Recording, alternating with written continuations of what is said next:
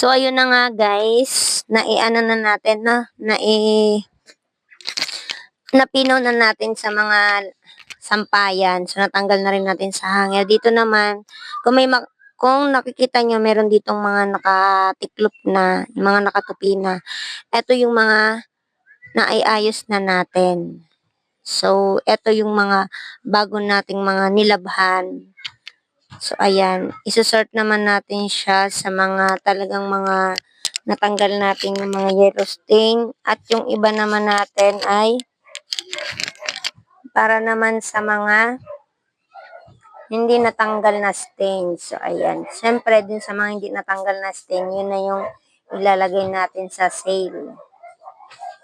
Ayan. Yung mga minus na lang natin ang magtatanggal ng stain. Kasi sa dami ba naman ng aking nilaban, na puro mga white tees natin. So, yung iba talaga, napagod na ako tanggalin. Siguro dahil gabi na, hindi ko na napansin na may mga stain pa yung iba. Kasi yung iba, gabi ko na siya winashing. So, ayan.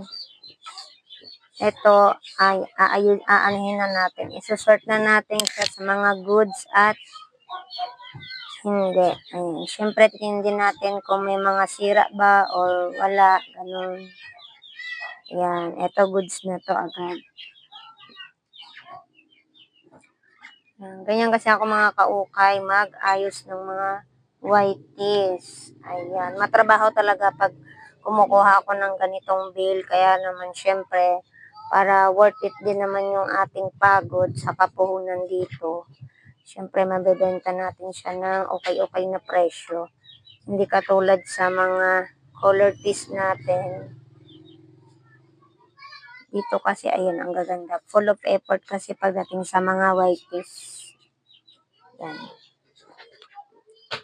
Ayan, ang gaganda na ng kulay nila, oh. Yung mga neckline, kung makikita nyo. Super ang puputi na. Dati, mga creamy-creamy. Kung yung pinakita ko sa unang video, dati nagki-creamy-creamy. Sige. Ayan, pasaway talaga yung anak ko mukhang ice cream. Ayan, so chinecheck na natin dito. Ang gaganda, ang puputi ng mga kaukay. Nakakatuwa lang kasi effective yung ginawa natin na pagbabad ng baking soda at suka, saka Ariel powder. Ayan, ito oh. Meron pa siyang panglalaki na Adidas. Wow, napakaganda naman nito. Ayan oh.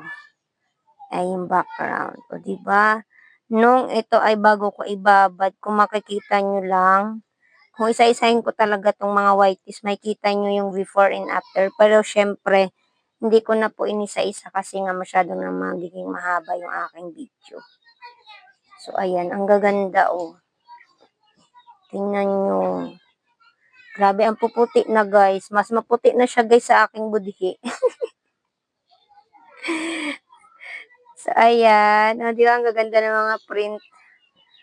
Ayan. So, ayan dito. Papakita ko sa inyo, guys, ha. Wait lang. So, ayan. Ito na yung mga goods natin. Wait. Ito na yung mga goods natin. Ayan. O, diba?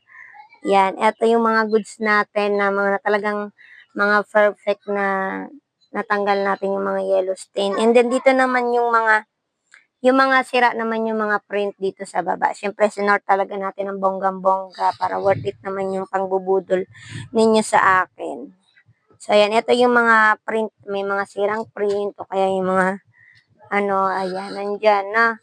Ayan, nakabukod yan mga kaukay. So, ito yung mga goods natin. So, ayan, hanggang dito na lang mga kaukay. Ayan, abang po kayo sa live selling ko. Maraming salamat po. Ayan, God bless po.